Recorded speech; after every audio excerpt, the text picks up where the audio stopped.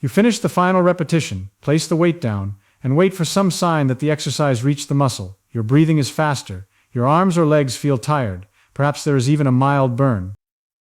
The session looked like strength training, the movements were correct, the weights were real, and you completed every set you planned. Yet several weeks later, very little seems to have changed. The same weight still feels heavy. Getting up from a low chair is not noticeably easier. The muscles do not feel firmer, everyday tasks do not feel lighter, and the numbers in your training notebook have barely moved. It is tempting to blame age. You may conclude that lifting weights worked when you were younger, but no longer works after 60. Perhaps the muscles have become too old to grow, perhaps the hormones are too low, the joints too worn, or the biological machinery too slow. Age does change the response, but it does not switch that response off. The more important problem is that many people begin lifting without first creating the one condition that forces muscle to adapt, a sufficiently demanding and progressively increasing signal. The muscle does not grow because an object called a weight moves through space. It grows when its fibers experience enough tension, recruit enough available motor units, and repeatedly encounter a challenge greater than the one they have already learned to handle. That is the central answer. Before the number on the dumbbell matters, before the exercise selection matters, and before the protein shake matters, the working muscle must cross a meaningful effort threshold. The set must require the muscle to organize more of its available capacity than ordinary life normally demands.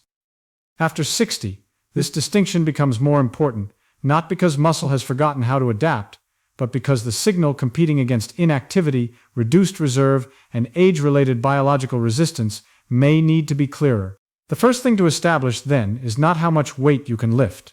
It is whether the muscle is actually receiving a reason to change.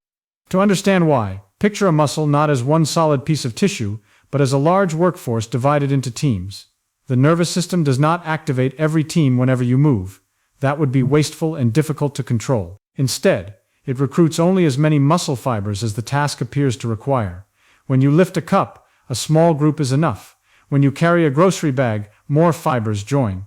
When you rise from a low chair without using your hands, the nervous system calls on a larger portion of the available workforce. As the demand rises, additional motor units are recruited. A motor unit is one nerve cell and the muscle fibers it controls. Small, fatigue-resistant units usually enter first. Larger, more powerful units are brought in as force. Requirements increase, or as the fibers already working begin to tire. This recruitment system is one reason light weights are not automatically useless and heavy weights are not automatically effective. A lighter load can become demanding when it is lifted enough times and the active fibers begin to fatigue. The nervous system then has to recruit additional fibers to maintain the movement. A heavier load may recruit more fibers earlier because the force requirement is immediately higher. But a weight that remains comfortably below your capacity, repeated for the same easy number of repetitions week after week, may never create much reason for the system to expand.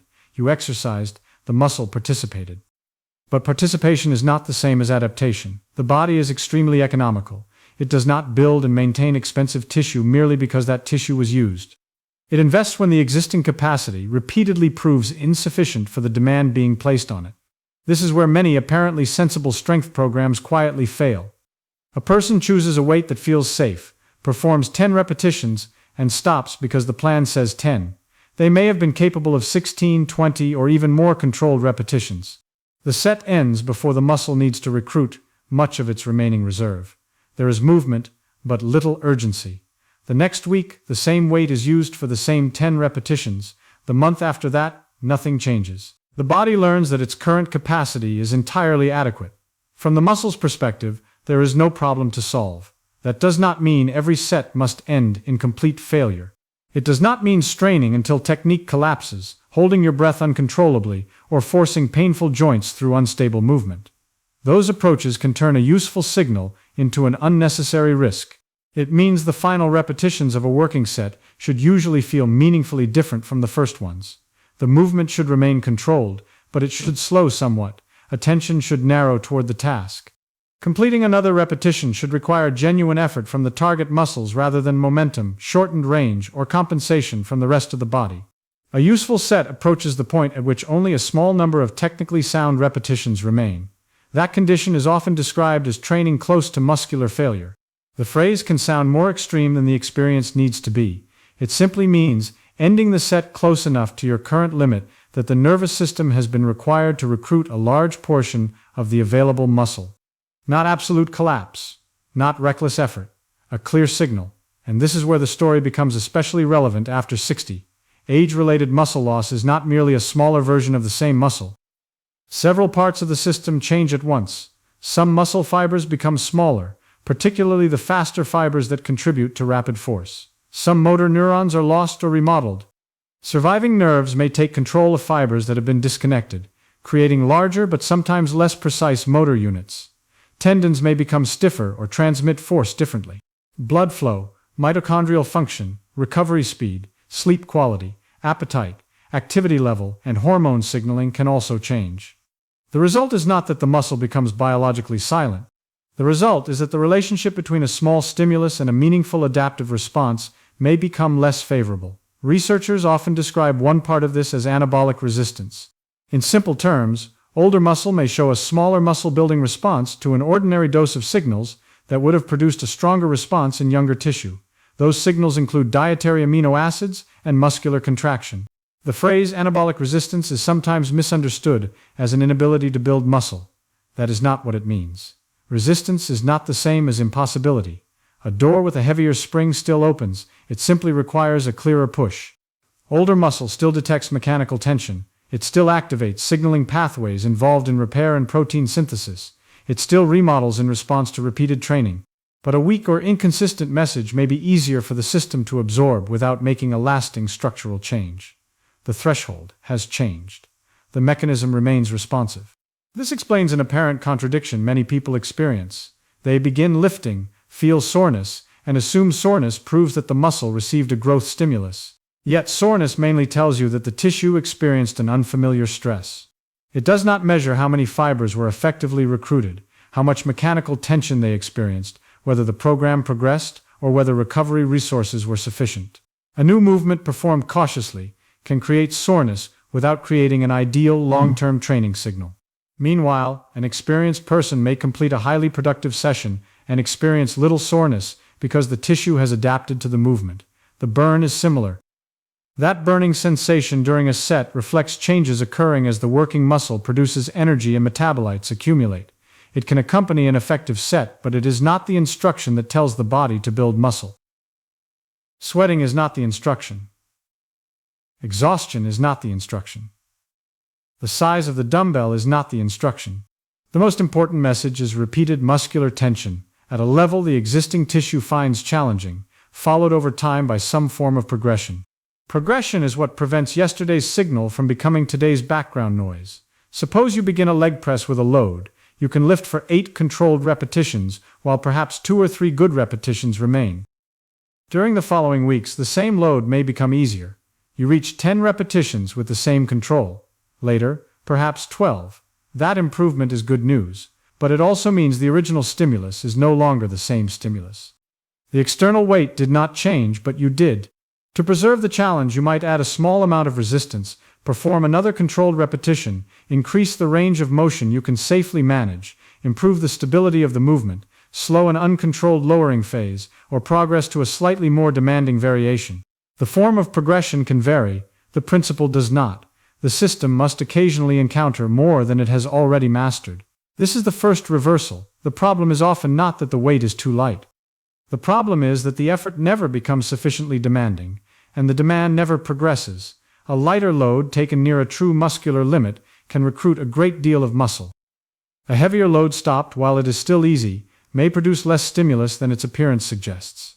Heavier loads can be especially useful for developing maximal strength because the nervous system practices producing high force against substantial resistance.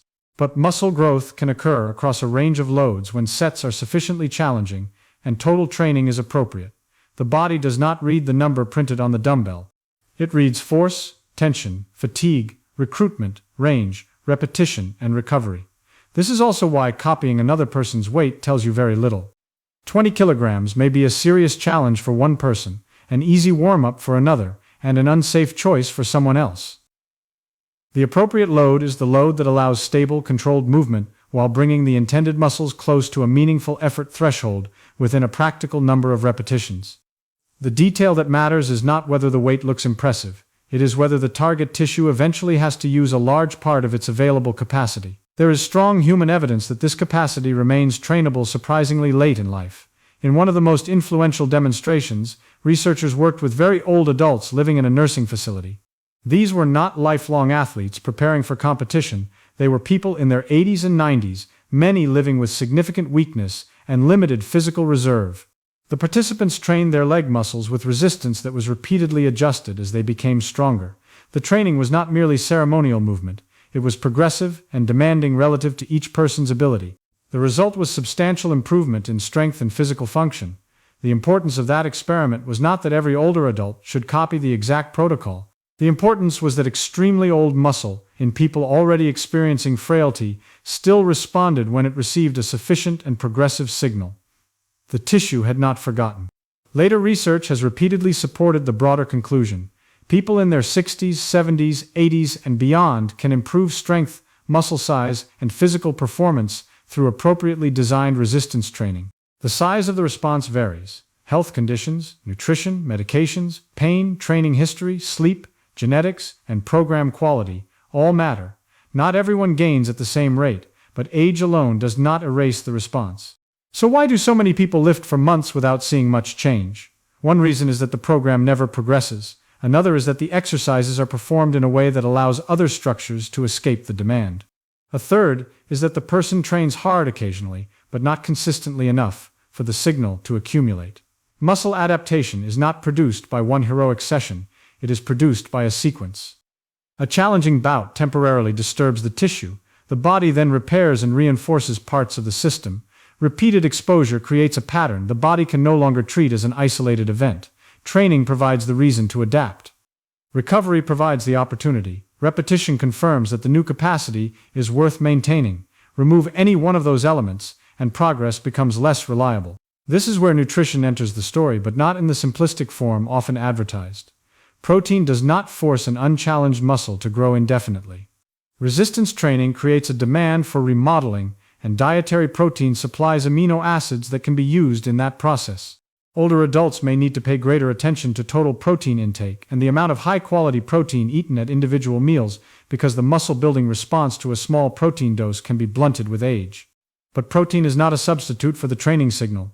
Drinking a supplement after a set that never challenged the muscle does not retroactively create progressive overload. In the same way, training hard while chronically eating too little protein may create a strong request for rebuilding without reliably supplying enough material. The two signals cooperate. Mechanical tension tells the system that more capacity is useful. Amino acids help provide the material from which that capacity can be built. This is why the first step in the title should not be interpreted as eating one specific food 30 minutes before lifting. Research does not support the idea that a narrow pre-workout timing window determines whether older muscle can grow. What matters more is the larger pattern: sufficient daily protein, meals containing meaningful amounts of high-quality protein, adequate energy intake, and a progressive training program that the person can sustain. For someone with kidney disease or another condition requiring dietary protein management, that amount should be individualized with an appropriate clinician. More is not automatically better, and a general internet target should not override medical guidance. The second reveal is that a muscle-building problem may not begin entirely inside the muscle. The nervous system decides which fibers are recruited. Balance determines whether you feel safe enough to produce force. Joint pain may cause the brain to reduce output before the muscle itself reaches a useful level of effort. Poor technique may shift the load away from the intended tissue. Fear of falling may turn a leg exercise into a cautious balancing task. Cardiovascular limitations may end the set because of breathlessness before the target muscle is adequately challenged. This matters because the solution is not always to add more weight. Sometimes the correct first step is to make the movement more stable. A supported squat, leg press, machine chest press, seated row, or carefully positioned resistance band exercise may allow someone to challenge the target muscles more effectively than a complex free weight movement that demands too much balance and coordination. Machines are sometimes dismissed as less functional, but a tool that allows a person to train a muscle safely and progressively can be extremely functional when the goal is to rebuild the capacity needed for standing, climbing stairs, lifting, carrying, and recovering from a loss of strength. Free weights can also be excellent, so can bands, body weight, cables, and household objects. The muscle does not recognize gym culture, it recognizes demand. Exercise selection should therefore be based partly on what allows you to create tension in the desired tissue without pain, instability, or uncontrolled compensation. Consider a person performing a standing biceps curl while swaying backward, lifting the shoulder, and swinging the weight upward. The dumbbell may be heavy, but much of the motion is being produced by momentum and movement elsewhere in the body. A slightly lighter weight, held with stable posture and moved through a controlled range, may create a stronger local challenge. The same pattern appears in lower body training. A person may perform shallow chair squats because deeper movement feels uncertain. The exercise can still be useful, particularly at the beginning. But if the same partial movement remains easy forever, the body has no reason to prepare for a lower chair, a deeper step, or a more demanding staircase. Progress may mean adding load. It may also mean gradually increasing safe range, reducing assistance, or improving control. The goal is not to chase difficulty for its own sake. The goal is to make the training demand match the capacity you want the body to build. This creates a practical question. How can you tell whether a set is challenging enough without testing absolute failure? One approach is to estimate how many technically sound repetitions you could still perform when the set ends. If you stop and honestly believe you could have completed another 8 or 10 repetitions, the set was probably too easy to provide a strong muscle-building signal, although it may still serve as a warm-up technique practice or early rehabilitation work. If you finish with approximately 2 or 3 controlled repetitions remaining, the set is much closer to a meaningful training effort. That estimate will not be perfect at first. Many beginners underestimate how many repetitions remain because the sensation of muscular effort is unfamiliar. Over time, the estimate improves. The final repetitions should feel slow and demanding, but the movement should remain recognizable. The target muscles should be doing the work. Breathing should continue. Sharp pain, sudden joint pain, dizziness, chest pressure, or a sense of instability are not signs that a productive threshold has been reached. They are reasons to stop and reassess. Effort and danger are not the same signal. Muscular fatigue is local and related to the working tissue. Warning symptoms may reflect something entirely different. People with uncontrolled blood pressure, cardiovascular disease, significant osteoporosis, recurrent falls, recent surgery, neurological symptoms, severe arthritis, unexplained weakness, or substantial pain may need an individualized starting point.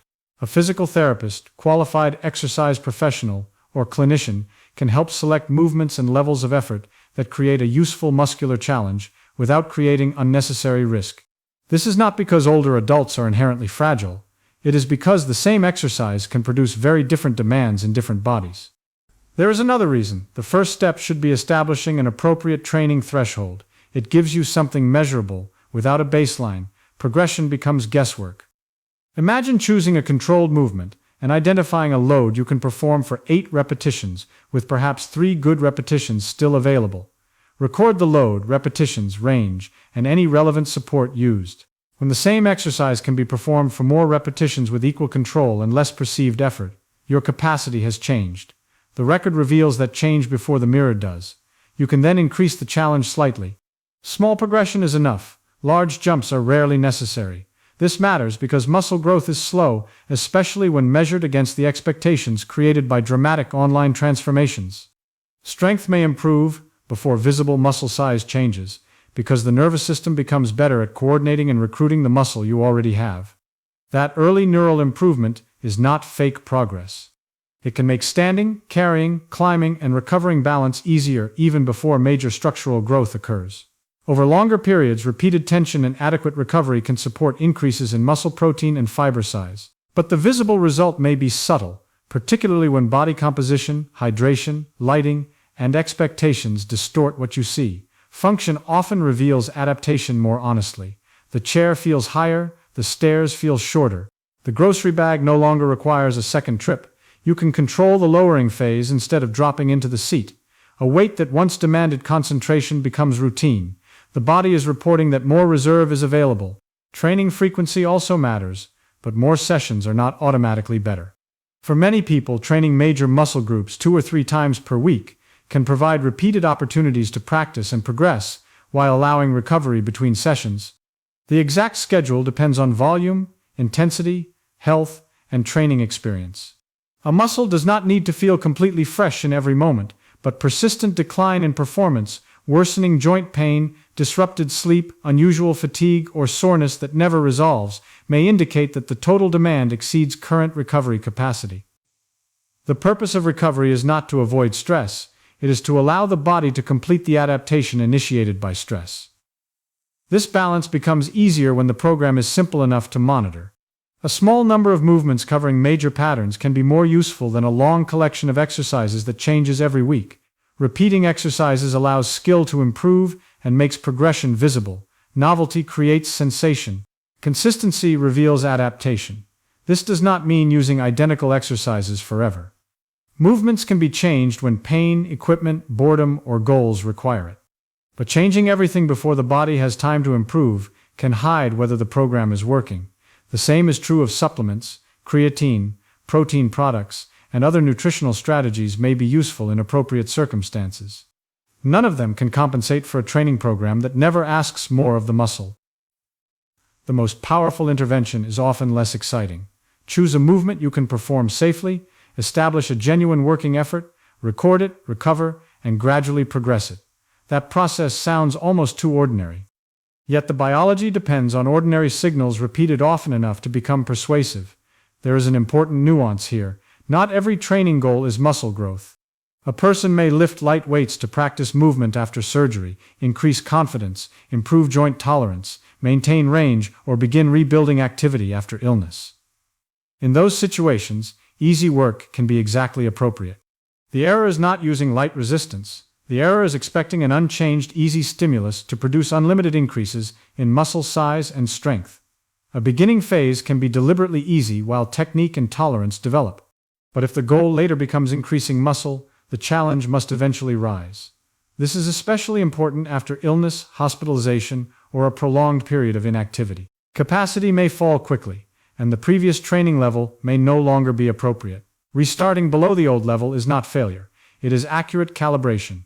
The body adapts to the capacity currently available. From there, the signal can be rebuilt. A sudden loss of strength, however, should not automatically be treated as ordinary aging or a programming problem.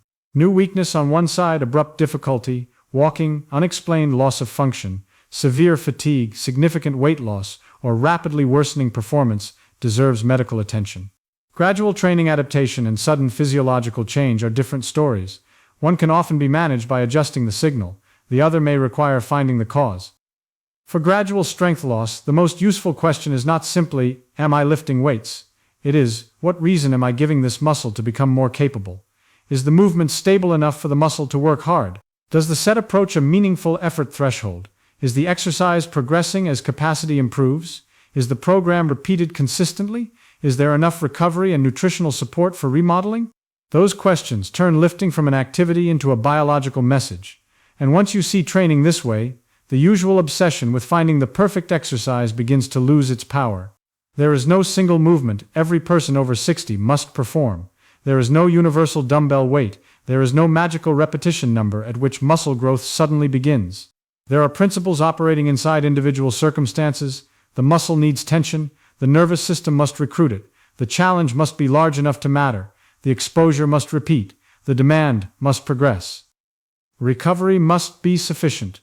Pain, disease, medication, nutrition, and stability may alter how those conditions are created. That is more complex than saying, lift heavy, but it is also more useful. Heavy is relative. A load that forces one person into unsafe compensation may be exactly right for someone else. A light load that appears unimpressive may become highly demanding when used through a controlled range close to the person's current muscular limit. The correct question is not whether the weight is objectively heavy. It is whether the working muscle experiences the set as a serious but manageable demand. Return now to the final repetition where this story began. The weight comes down, your breathing is faster, the muscle feels tired. But this time the sensation is not the only information you have. You know the load, you know the range, you know how many controlled repetitions you completed, you know that only a small number remained. You know what you did last week, and you know what must eventually improve. The session is no longer just movement. It is a measurable request for adaptation. After 60, the muscle does not ignore strength training. It becomes less forgiving of vague signals, inconsistent effort, and programs that never progress. The machinery is still there. The muscle has not forgotten how to grow. First, give it a reason.